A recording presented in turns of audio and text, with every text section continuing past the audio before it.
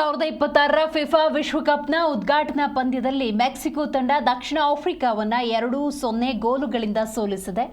ನಿನ್ನೆ June 11, 2026ರಂದು Mexico ನಗರದ ಐತಿಹಾಸಿಕ ಎಸ್ಟಾಡಿಯೋ ಆಸ್ಟಿಕಾ ಕ್ರೀಡಾಂಗಣದಲ್ಲಿ ನಡೆದ ಎ ಗುಂಪಿನ ಈ ಪಂದ್ಯದಲ್ಲಿ ದ್ವಿತೀಯಾರ್ಧದಲ್ಲಿ ಮೊದಲ ಬಾರಿಗೆ ಮೊದಲ ಪಂದ್ಯದಲ್ಲಿಯೇ 3 ಕೆಂಪು ಕಾರ್ಡ್ಗಳು ಪ್ರದರ್ಶಿಸಲ್ಪಟ್ಟವು. ಅವುಗಳಲ್ಲಿ 2 ದಕ್ಷಿಣ ಆಫ್ರಿಕಾ ಆಟಗಾರರಿಗೆ ಹಾಗೂ 1 ಮೆಕ್ಸಿಕೋ ಆಟಗಾರನಿಗೆ ನೀಡಲಾಯಿತು. ಪಂದ್ಯದ 9ನೇ ನಿಮಿಷದಲ್ಲಿ ಜೂಲಿಯನ್ ಕ್ವಿನಾನ್ಸ್ ಮೆಕ್ಸಿಕೋ ಪರ ಮೊದಲ ಗೋಲನ್ನು ದಾಖಲಿಸಿದರು. 1986ರ ವಿಶ್ವಕಪ್ನಲ್ಲಿ ಡಿಯಾಗೋ ಮರಡೋನಾ ನೇತೃತ್ವದ ಅರ್ಜೆಂಟೀನಾ ತಂಡ ಪಶ್ಚಿಮ ಜರ್ಮನಿಯನ್ನು ಸೋಲಿಸಿ ಪ್ರಶಸ್ತಿ ಗೆದ್ದಿದ್ದ ಇದೇ ಐತಿಹಾಸಿಕ ಆಸ್ಟಿಕಾ ಕ್ರೀಡಾಂಗಣದಲ್ಲಿ ಈ ಪಂದ್ಯ ನಡೆದಿದೆ.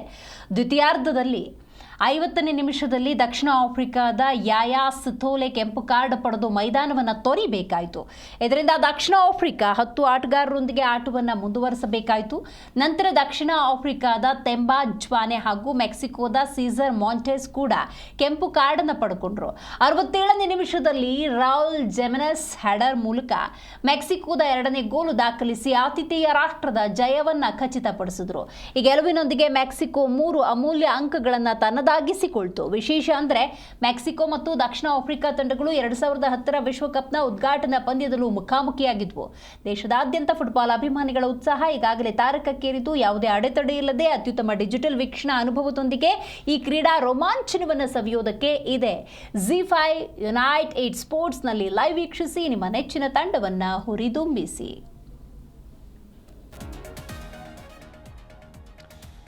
ಇಂದು ಕೆನಡಾ ಮತ್ತು ಬೋಸ್ನಿಯಾ ನಡುವೆ ಹಣಾಹಣಿ ನಡೆಯಲಿದೆ. ಫಿಫಾ ಫುಟ್ಬಾಲ್ ಟೂರ್ನಿಯ ಬಿ ಗುಂಪಿನ ಪಂದ್ಯದಲ್ಲಿ ಪೈಪೋಟಿ ನಡೆಯಲಿದೆ. ಫಿಫಾ ವಿಶ್ವಕಪ್ ಇತಿಹಾಸದಲ್ಲೇ ಇದೇ ಮೊದಲ ಬಾರಿಗೆ ಕೆನಡಾ ಮತ್ತು ಬೋಸ್ನಿಯಾ ಮುಖಾಮುಖಿಯಾಗ್ತಾ ಇದೆ.